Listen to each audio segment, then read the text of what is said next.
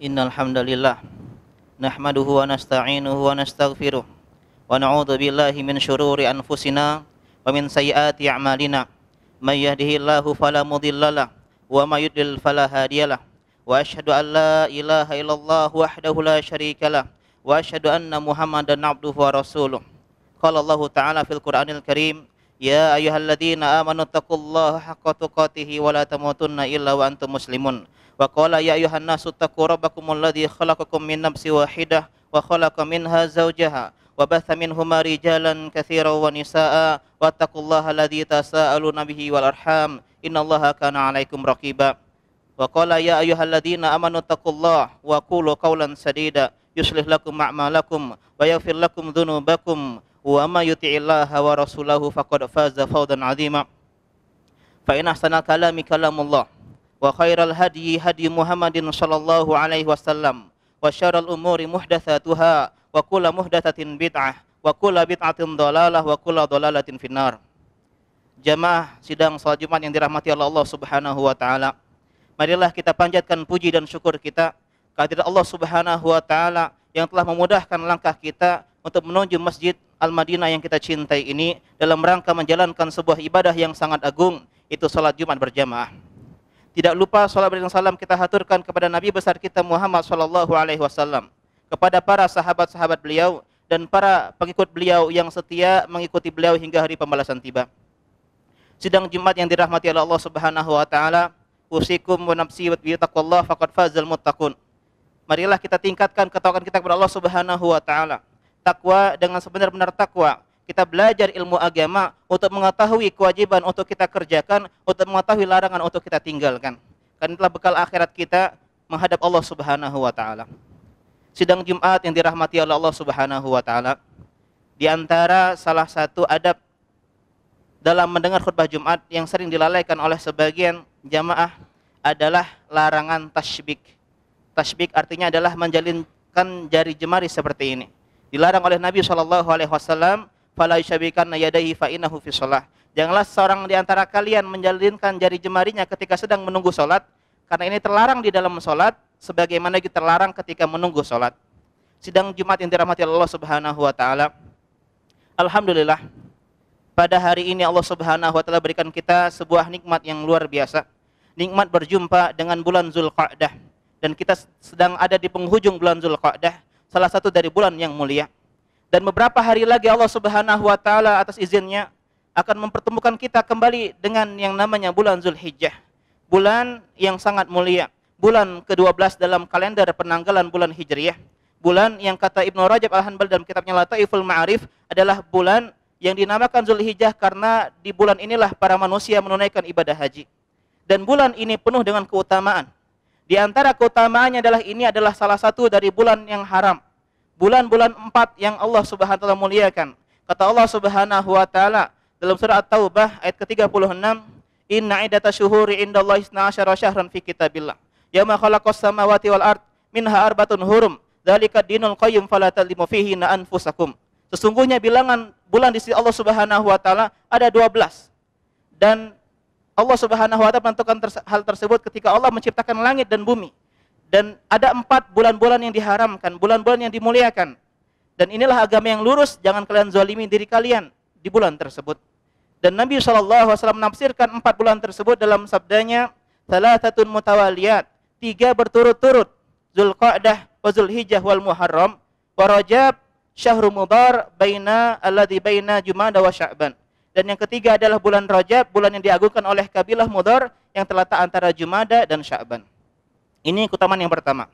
Yang kedua, di antara keutamanya adalah bulan Zulhijjah adalah satu dari bulan haji yang 3.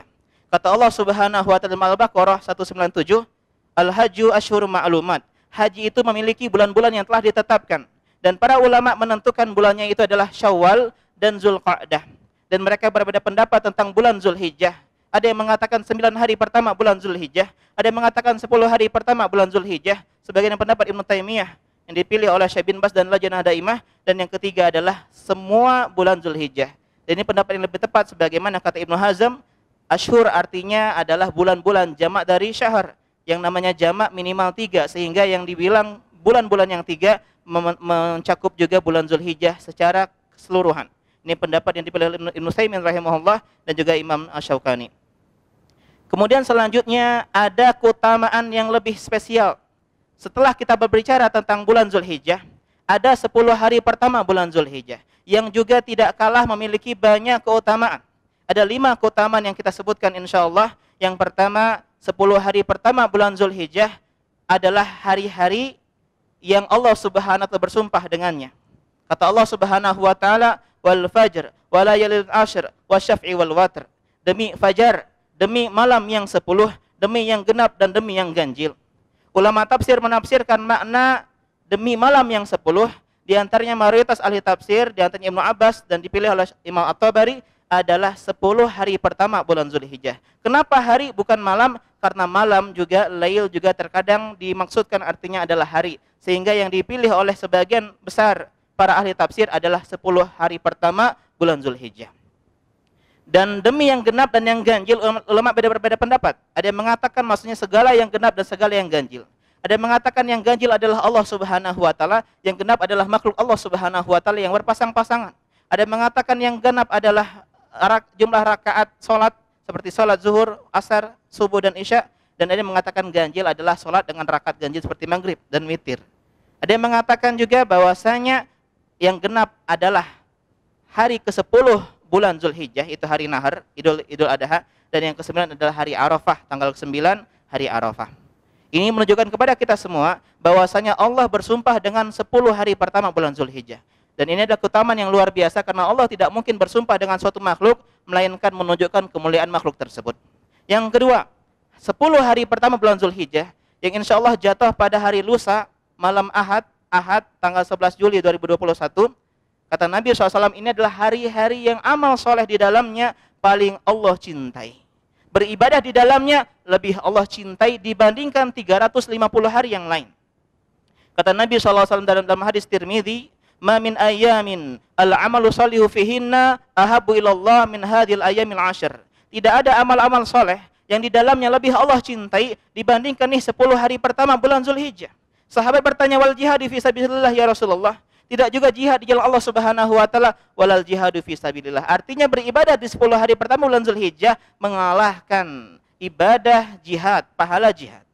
Illa kecuali rajulun kharaja bi nafsihi wa malih falam yarji min dzalika bi syai'. Kecuali seseorang yang berjihad di jalan Allah Subhanahu wa taala membawa hartanya, membawa dirinya dan dia tidak kembali dengan kedua-duanya, artinya meninggal di jalan Allah Subhanahu wa taala. Inilah pahala yang bisa mengalahkan pahala beribadah di 10 hari pertama bulan Zulhijjah. Kenapa ini menjadi 10 hari pertama yang paling Allah cintai? Ibnu Rajab mengatakan di antara maknanya, di antara sebabnya karena di hari-hari ini terkumpul banyak ibadah-ibadah yang luar biasa. Salat, ada salat hari raya Idul Adha.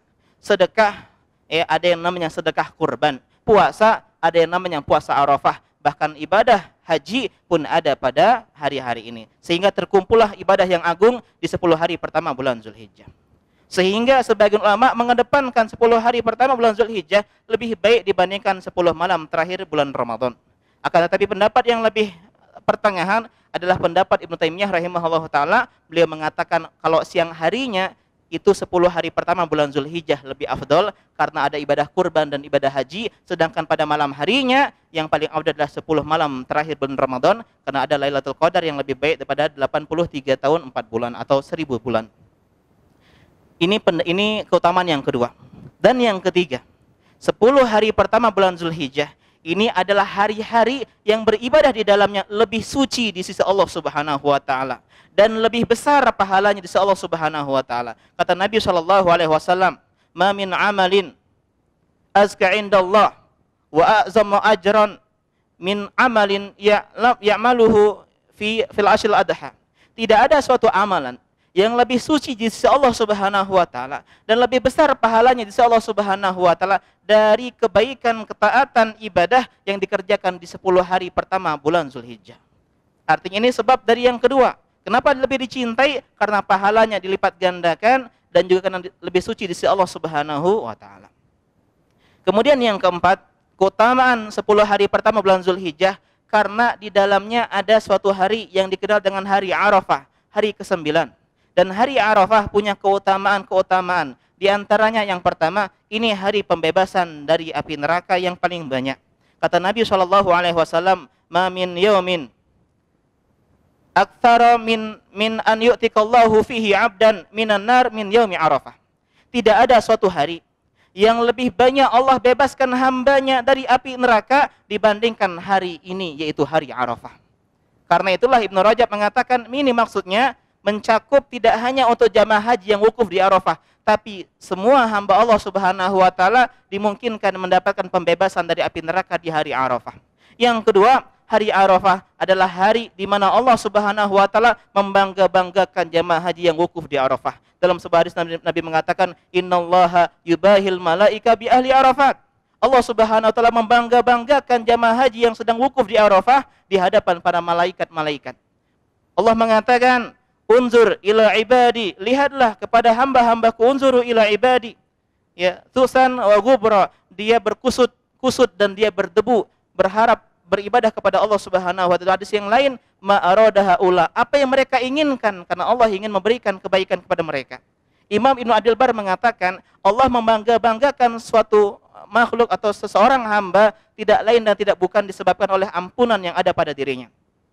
Karena nggak mungkin Allah Subhanahu wa taala mengagungkan, membangga-banggakan suatu makhluk yang berdosa, bermaksiat kecuali setelah mendapatkan ampunan dari Allah Subhanahu wa taala. Dan yang ketiga, keutamaan hari Arafah, hari disempurnakannya Islam. Suatu ketika seorang Yahudi bernama Ka'ab al-Ahbar datang pada Umar bin Khattab, khalifah Amirul Mukminin ketika itu. "Wahai Amirul Mukminin, di dalam kitab kalian ada suatu ayat yang seandainya itu ayat turun kepada kami bangsa Yahudi, kami akan menjadikan hari turunnya tersebut sebagai hari raya." Umar bertanya, hari apa itu?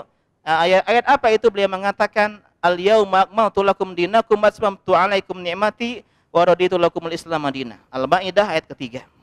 Kata Umar bin Khattab, saya mengetahui kapan ayat itu turun dan di mana ayat itu turun. Ayat itu turun kepada Nabi SAW di Hajatul Wada. Ketika itu wa huwa qaimun bi Arafah, beliau berdiri di Arafah yauma Jum'ah, di hari Jumat, dan hari Jumat adalah hari raya kita kaum muslimin setiap pekannya. Ini di antara keutamaan hari Arafah yang terdapat dalam 10 hari pertama bulan Zulhijjah. Dan yang terakhir, yang kelima, di 10 hari pertama bulan Zulhijjah ada hari Nahar, hari sembelihan, hari ke-10, hari yang dinamakan hari Haji Akbar, hari Idul Adha, lebaran kurban, yang ini merupakan hari yang paling agung di sisi Allah Subhanahu wa taala.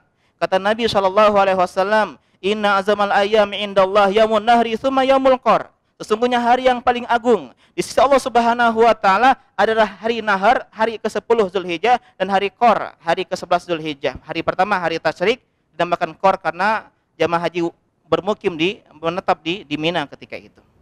Ini di antara dalil bahwasanya ya 10 hari pertama bulan Zulhijjah adalah hari-hari yang luar biasa.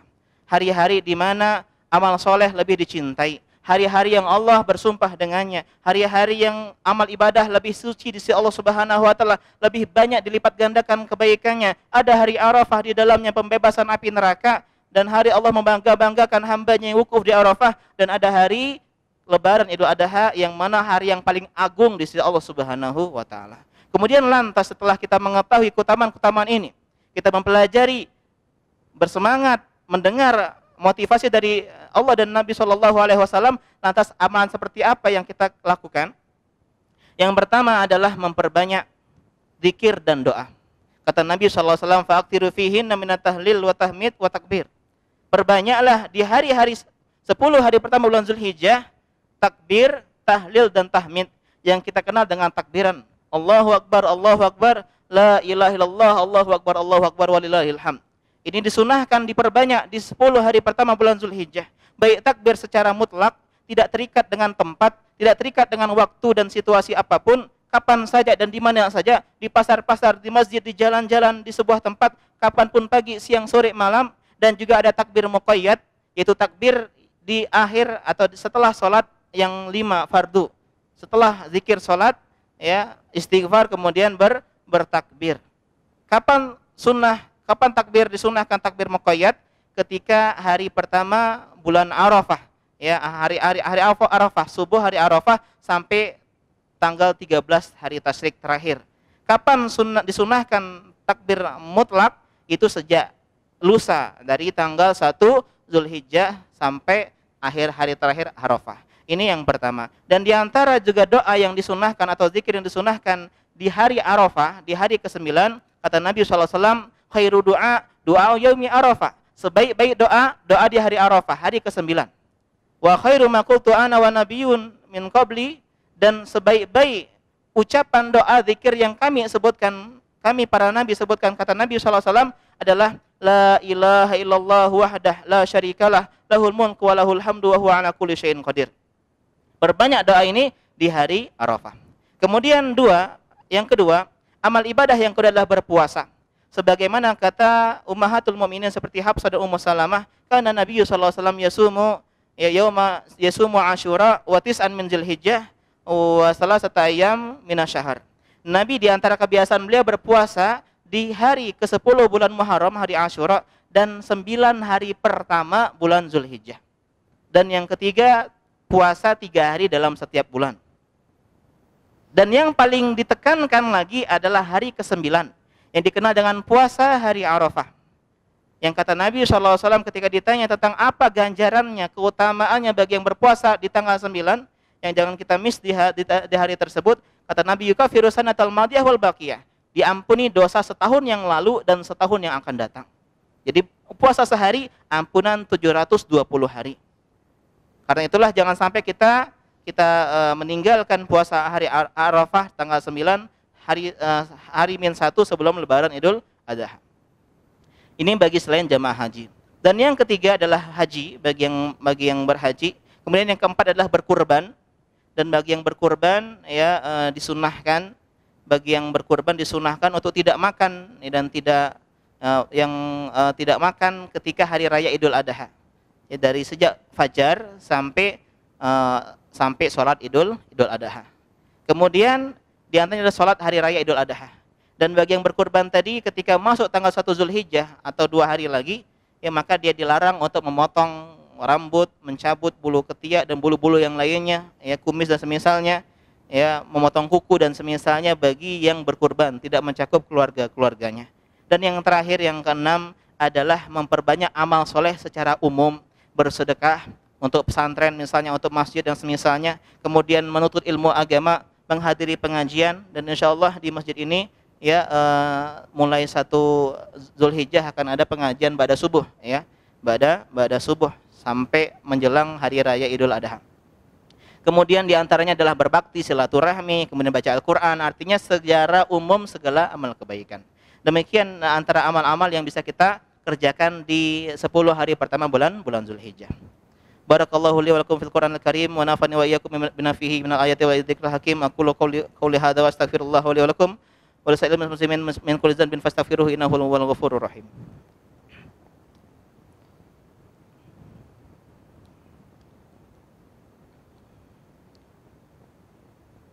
Alhamdulillahirabbil alamin wassalatu wassalamu ala nabiyina Muhammadin wa ala alihi wa ashabihi ajmain, amma ba'du.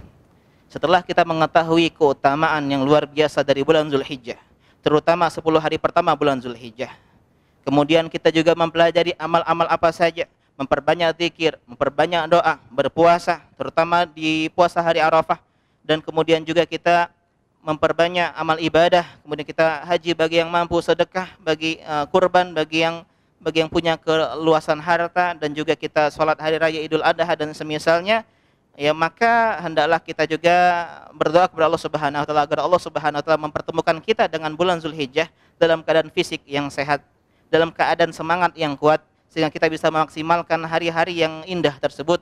Bagaimana para ulama salaf dahulu menghidupkan hari-hari tersebut, dan diantaranya adalah sebuah motivasi yang disebut oleh Nabi SAW ketika berbicara tentang sholat. Idza qumta fi shalatika fasholli salata muwaddi'.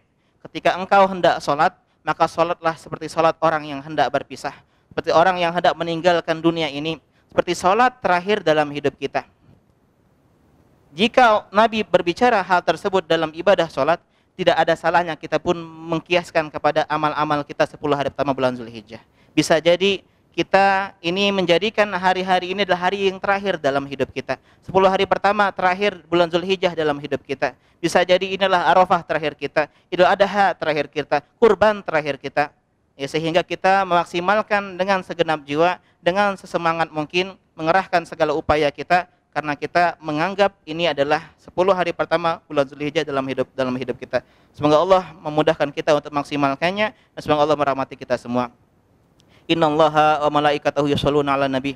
Ya ayyuhalladzina amanu shallu 'alaihi wa sallimu taslima. Allahumma shalli 'ala Muhammad wa 'ala ali Muhammad kama shallaita 'ala Ibrahim wa 'ala Ibrahim innaka Hamidum Majid. Allahumma barik 'ala Muhammad wa 'ala ali Muhammad kama barakta 'ala Ibrahim wa 'ala Ibrahim innaka Hamidum Majid. Allahumma ighfir lil muslimin wal muslimat, al mu'minin wal mu'minat, al ahya'i minhum wal amwat, innaka qaribun sami'un mujibud da'wat ya qadil hajat. Rabbana zalamna anfusana wa illam taghfir lana wa tarhamna lanakunanna minal khasirin. Rabbana irfa'annal bala wal waba. Allahumma inna nas'aluka ilman nafi'an wa rizqan thayyiban wa 'amalan mutaqabbala. Allahumma inna na'udzubika min ilmin la yanfa' wa min qalbin la yakhsha' wa min nafsin la tashba' wa min du'ain la yusma'. Allahumma ya muqallibal qulub tsabbit qulubana 'ala dinik wa ya musarrifal qulub sarrif qulubana 'ala ta'atik. Rabbana atina fid dunya hasanah wa fil akhirati hasanah wa qina adzabannar. Alhamdulillah alamin. Aqimus shalah.